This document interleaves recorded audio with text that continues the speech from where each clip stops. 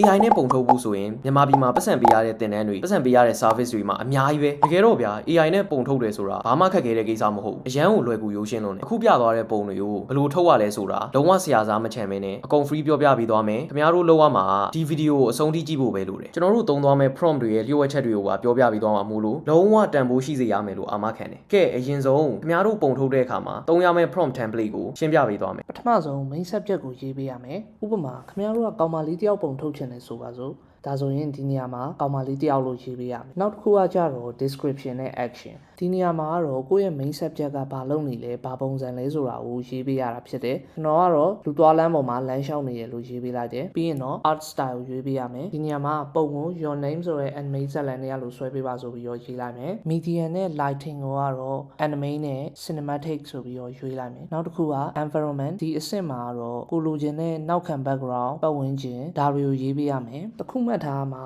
ဒီနေရာမှာနောက်ခံ background နဲ့ပတ်ဝန်းကျင်ကိုကအသေးစိတ်ရေးပေးနိုင်တယ်လို့ပုံကပိုလာလာပပထွက်လိမ့်မယ်ကျွန်တော်ကတော့အခုလောလောဆယ်ရိုးရိုးရှင်းရှင်းပဲတူချိုမျိုးညက်နေဆောင်ချိန်လမ်းမှာကားတွေလူတွေနဲ့ရှုပ်နေရဆိုပြီးတော့ရေးလိုက်မယ် color နေရာမှာကတော့ကျွန်တော် color theory တွေကိုအသေးစိတ်ရှင်းပြမနေတော့ဘူးခင်ဗျားတို့စိတ်ကြိုက်အရောင်တွေထည့်ပြီးစမ်းလို့ရတယ်အခုပုံတော့ကတော့လိမ်မော်ရောင်အနီရောင်နဲ့ခရမ်းရောင်သုံးမယ်မုတ်ကိုကတော့ joyful နဲ့ happy ဆိုပြီးထည့်လိုက်မယ် composition ဆိုတာကတော့အလွယ်ပြောရရင် camera angle ပေါ့ဗျာအဲ့တော့ဒီနေရာမှာခင်ဗျားတို့လိုချင်တဲ့ camera angle ကိုထည့်လိုက်ရုံပဲကျွန်တော်ကတော့ side angle ဆိုပြီးတော့ရေးလိုက်မယ် camera setting ကတော့ animation ပုံထုတ်တာဖြစ်တဲ့အတွက်မလိုအပ်တော့မသုံးတော့ပါဘူးကဲအခုကျွန်တော်တို့ prompt ရပြီဆိုတော့ Google မှာ image fx လို့ရပြီ image fx ကိုသွားလိုက်မယ်ခုနကရေးရတဲ့ prompt ကို prompt box ထဲမှာထည့်ပြီးတော့ကျွန်တော်တို့စမ်းကြည့်လိုက်ကြအောင်ပုံတွေတော့ထွက်လာပြီဒါပေမဲ့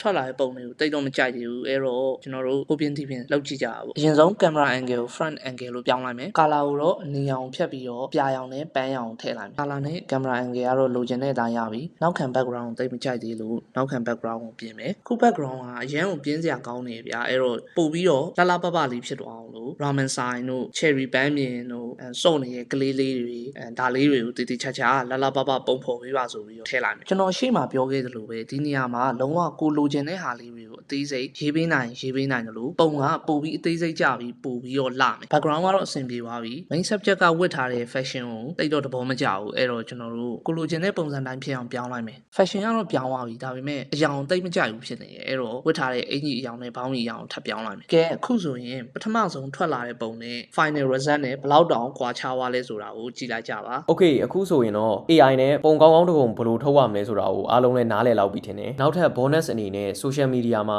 အရန်ကို trend ဖြစ်နေတဲ့ Studio Ghibli ပုံတွေကို professional ကြဘယ်လိုထုတ်ရမလဲဆိုတာကိုပြောပြပေးမှာဖြစ်ပါတယ်ပထမဆုံး ChatGPT ကိုအရင်သွားမယ်ပြီးရင်ကိုပြောင်းချင်တဲ့ပုံကိုထည့်လိုက်မယ်ဒီနေရာမှာသုံးမဲ့ prompt ကိုကတော့ကျွန်တော်တို့ရဲ့ special prompt တွေကြီးပဲစုထားတဲ့ document တွေကနေတွားယူလိုက်မယ်ဒီ document ကိုရောင်းမှာလားပတ်စံပေးဝယ်ရမှာလားဆိုပြီးခင်ဗျားတို့တွေးကောင်းတွေးနေလိမ့်မယ်စိတ်မပူပါနဲ့ကျွန်တော်ရှေ့မှာပြောခဲ့တဲ့လုံးဝဆရာစားမချမ်းဘူးဆိုတဲ့ဟာကိုမှတ်မိတယ်မလားအဲ့တော့ prompt တွေအကုန်စုထားတဲ့ဒီ share document ကြီးကိုခင်ဗျားတို့ကိုလက်ကားပေးသွားမှာပါဒါဆိုရင်ခုနက copy ကူးလာတဲ့ prompt ကို paste လိုက်မယ်ကျွန်တော်တို့ဒီ prompt ကတော်တော်များများသုံးနေကြတဲ့ဒီပုံ Ghibli ပုံပြောင်းပေးပါဆိုတဲ့ typical prompt မျိုးမဟုတ်ဘူးလုံးဝသေချာ structure ကြ engineer လုပ်ထားတာအဲ့တော့ post တွေပါပြောင်းချင်တာတို့ background တွေပါပြောင်းချင်တာတို့ဆိုလဲအထဲမှာနည်းနည်းလေးဝင်ပြင်လိုက်ရုံပဲလောလောဆယ်တော့ post ရော background ရောဘာမှမပြောင်းသေးဘဲနဲ့အရှိအတိုင်းအရင်ထုတ်ကြည့်လိုက်မယ်ခင်ဗျားတို့တွေ့တဲ့အတိုင်းပဲထုတ်ပေးလာတဲ့ပုံကတော်တော်လေးကို detail ကြပြီးလှတယ်တကယ်လို့ post ပြောင်းချင်တယ်ဆိုလို့ရှိရင်ဒီနေရာလေးကိုပြင်လိုက်ရုံပဲ Ghibli art style အပြင်တခြား trending ဖြစ်နေတဲ့ Toy Box တို့ Pixar တို့ဘာညာပြောင်းချင်လို့ရှိရင်လဲ prompt တွေအတိအကျ document တွေမှာထည့်ထားပေးတယ်လိုချင်ရင်တော့ comment မှာ prompt လို့ရေးခဲ့ပြီ